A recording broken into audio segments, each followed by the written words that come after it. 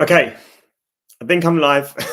I've never done live on I've never gone live on YouTube before, so I have no idea how this is going to go, but I'm hopeful. Um, I also didn't advertise this at all because I wanted to get a practice run. So if anyone does come by, that would be lovely. If not, you'll probably be watching this later after I've finished recording. So to make a start, my name is Rob. Welcome to the Tumble Hub and June's Tumble Tune-Up. With the Tumble Tune-Up, it's a little bit different to the seminars that I upload monthly. This is a little bit of a shorter form, and it's kind of like your Dear Deirdre agony aunt type of thing where you can drop in your tumble headaches and I will do my best to offer you some solutions or some practical advice that you may be able to apply and put into practice when you go back to your gym. And this is suitable for parents, athletes, coaches, anything like that. Just general advice that I can give to you that will help you with your tumble journeys. While you're here, if you enjoy the content, I'd be really grateful if you could like and subscribe. It will help the channel grow and it will help me to, continue doing the things that I'm doing. And just thank you to everyone who has been engaging with the content that I have been uploading over the past few weeks and months. It's really great. I'm really grateful. And it's really helped me find the direction of what you guys actually want. There's only one thing. I had loads of requests come in for things that people would like me to talk about this month. So thank you if you engaged on Instagram for that. The one thing I won't be discussing this month is mental blocks. I did talk about mental blocks in May's Tumble Tune-Up. So if you go to the Tumble Tune-Up playlist, you'll be able to watch May's one. And there I talk quite extensively about mental blocks, and you can do that there. So we'll make a start. Like I said, this is generally a 15 to 20 minute kind of thing where I just try to answer your tumble headaches. And the first one that I'm going to talk about, this one had the most requests, was back handsprings. So I'm going to be talking about how you can create more power, what you can do about fatigued arms, if your arms are bent or wide, if your back handsprings are if your back handsprings are too high, or if you can't block. So I'll be honest, to start with, all of these are separate and can be dealt with separately, but a lot of this would be able to be solved if you had a better approach to the skill. And by approach, I mean a better athletic position or a set position, whatever you might call it. All right. So generally speaking, with the set, particularly in cheerleading, we're going to have our athletes starting clean. In gymnastics, they might have variations with the way they place their arms, but in cheerleading we want them to start clean. So the direction of travel for a back handspring is going to be long. So I'll just show you with an athletic position. You might not be able to see a hole in my body, but you'll be able to see at least the set here. If we're starting in clean, we want the athlete to set and push their hips the direction of travel. All right. Now that will help them to have a long back handspring. One of the things that we see quite a lot of the time with the back handspring is that athletes drop their chest too much. And this is going to create an issue. So I'm going to talk about all of these individually, but collectively, they could all be solved by having a stronger set or an athletic position into the skill. And for that, we want to have the arms swinging back, the body neutral or hollow, the head neutral, the body hollow, and we want the chest in line with the knees so that when the athlete jumps, they're going to go long into the skill. So starting point, make sure the athletic position is good, because that will help set the athlete up for all of the other things that they've got to do when they perform a back handspring. Okay, so the first thing I had was power. How can I create more power in my back handspring? Now, if you're at the starting point and you're learning your back handspring, this could be any number of things, right? But if you are lacking power, it's probably because you are not jumping effectively into the skill. All right. Now, when you jump from your athletic position into a back handspring, you really need to drive your hips into the arch shape. All right. Our power comes from our legs, our hamstrings, our glutes, our quads, all of that area. We create most of our power from there. All right. So if we are not jumping into our jumping into our back handspring shape and really driving our hips, we are going to have a problem with power. All right. So, things like snap drills would be really useful here to make sure that you understand the body shape, the arch, but also how to create power from that body shape. You could also do things like knee jumps as well. And if you struggle with what it feels like to make your body long, you can do the standard drill like jump into dish, for example, and making sure that you're set in the athletic position, jumping long, lifting the hips into the arch shape, and then landing on your back. Or another way you can do this is just by simply standing on the floor and jumping up onto a mat. And that will really get you to understand what it feels like to lengthen your body as you jump while engaging your glutes and your quads. So that's power. I'm going to talk about fatigued arms and bent and wide arms together. If your arms are getting tired, or if your arms are bent and wide, I would venture to say that your arms are too slow in your back handspring. You might have a great athletic position, but if you are trying to then go into your handstand shape from that part as you jump, if your arms are getting tired or if they're wide, you need to be getting your arms super fast up to your ears, almost to the point that even though it's split second stuff, you hit your athletic position, your arms should be up to your ears before you've started jumping. Your arm should be the fastest thing about the skill. This means that when you do stand up and you start to drive your glutes and your hips into the back handspring shape, your arms are already in a decent place to be able to take your weight. All right. So if your arms are getting tired, make sure that you are getting your arms to your ears first, so that when you hit the handstand shape, you are in the shape that you need to be. If your arms are bent and too wide, I would guess that there's a flexibility issue there as well. I'm not a massive advocate for bridges. If you've seen my videos, you'll know that. But you can do things like laying down on the floor, getting your arms to your ears in a touchdown and raising your thumbs up like this. And then you can do it in a high V like this, and you can do the same thing. And you want to do it with your thumbs up and your thumbs down. And you would do touchdown, high V, T, low V. And then you would just work the flexibility of your shoulders that way. And that will help give you some more range when you are doing your back handspring. So just a quick refresher on that. Make sure your arms are getting to your ears. That will help you to get to the shape that you need to get. But also, in terms of if your arms are bent or too wide, there may also be an issue where you're not flexible enough, and they are good exercises to help you to do that.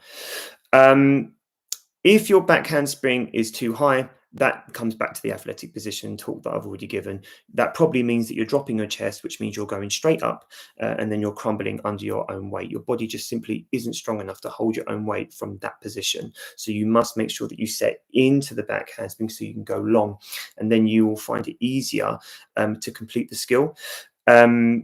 So that's a setting position, a setting issue. And the last one here is people struggling to block. There's plenty of things that you can do to work your block. If you can't block though, and you're kind of landing with your hands and your feet on the floor at the same time because you're unable to stand up, once you jump into your arch shape, if you're in a position where your kind of feet are like almost kicking your bum, right, then you need to make sure that as you jump into your arch shape, you're lifting your toes into the handstand, and that will make the block so much easier. If you are leaving your feet behind, you end up leaving the heaviest part of your body behind too, which is your hips. And therefore, you're kind of stuck in this sort of loophole where you can't get your feet up over your head. Therefore, you're not going to be able to block from that position. All right. So these are all kind of correctional things that you can do for your back handspring. I just wanted to talk one more time about power. If you do have your back handspring and you're quite confident in your back handspring, but you would like to do more with it, I would start taking it up something. So, for example, starting on the floor, back handspring it up to a mat. Or if you really want to challenge yourself, start back handspringing up a wedge. All right, because then you're really going to have to work hard in the step position, the jumping and driving the hips up into the arch shape and lifting your toes into the handstand. That's when you start really hitting elite levels of back handspring. All right. Great. So I'm going to move on from back handsprings, and I'm going to talk very quickly about round-offs. I've already posted today that I think round-offs are the most neglected skill in cheerleading, I don't think we give them enough respect. I just think we kind of think, okay, we've got the round off, now we can do back handsprings, or now we can work on this or whatever. And I just think that's a real mistake. I've already posted in the last couple of weeks about making sure that you get your head positioning right and smelling your armpit. It's kind of jokey stuff and tongue in cheek, but I'm being deadly serious as well. The amount of times that I've had athletes come to me and say, I want to work my round off back handspring, or I want to work on my round off flick dub this week.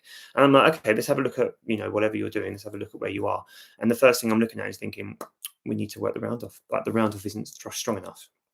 And so that could be anything, and a lot of the time it might be as simple as you're just not running fast enough, or it might be that you're not driving your needle kick fast enough to help you get to handstand. It might be the block.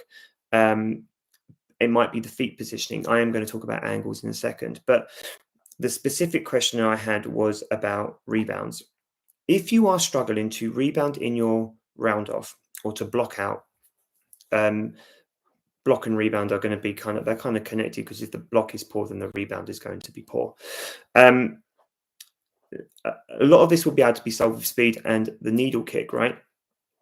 But also there might be an issue with your lunge, and it is so often an issue with the lunge. Remember, when you are doing a round off, the angle that you want to be creating is a 45-degree angle lunge with your arms pinned to your ears. They don't leave your ears. A lot of the time athletes lose angle because they drop the arms from the ears, and then all of a sudden their round off is so tight and compact. Round off is still a long skill. You need to reach far into the round off. The further you reach, the more space you have to hit the handstand part of the round off, which will give you more space to block. If you've got more space to block, you've got more space to get your feet down with your chest up, so snapping up out of that round off with your chest up, so that you can rebound into whatever skill is going to follow, generally speaking a back handspring. All right, so if your block or your rebound is an issue here, make sure the lunge is long. You pin your arms to your ears. As you're driving the needle kick up over your head, you smell your armpit, so your body's nice and hollow, which will make it easier to block, because something that's strong and dense as it hits something springy will bounce. Something that's soft won't bounce. All right, think of like a ball on a carpet. You bounce a ball on a carpet, it won't bounce as effectively as a ball would on concrete, right? It's because we've got the spring there. All right. And then from there, you should be able to snap down, get your chest up, and that will give you the rebound that you're looking for. But you must keep your body and your core, your glutes, when you hit out of that round off, you must be keeping those things nice and engaged, so that you can then rebound into anything that follows. Okay. I got a question about angles. I really want to talk about angles because they're so important. I'm going to talk about this in a running context, and then in a standing tumble context. All right, so I'm going to talk about this is generally speaking from level 2 up. At level 1, as I've already said, round offs are neglected, right? At level 1, if you are teaching the round off, do your athletes a favor, or if you're learning the round off, so teaching or learning the round off, do yourself a favor and make sure that the athletes are rebounding out of the skill, because a lot of the time we want them to be clean when they tumble, because we're thinking about the competition stuff, and we're like, okay, we must land clean.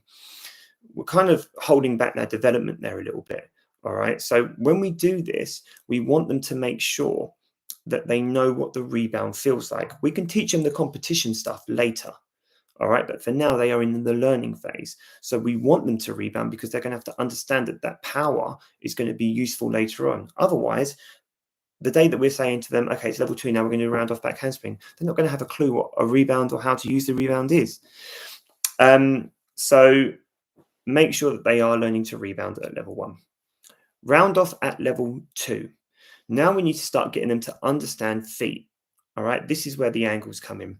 When your athlete is blocking out of the round off for a round off back handspring, you must make sure that your chest is up and your feet are in front of you, so that when you, so this is the feet, this is the chest, so that when you do the back handspring, you're going to go long into the back handspring. And that would be the same for every back handspring that follows. All right, we snap through, feet in front, chest up, long into the next one, feet through, chest up, and then long into the back handspring.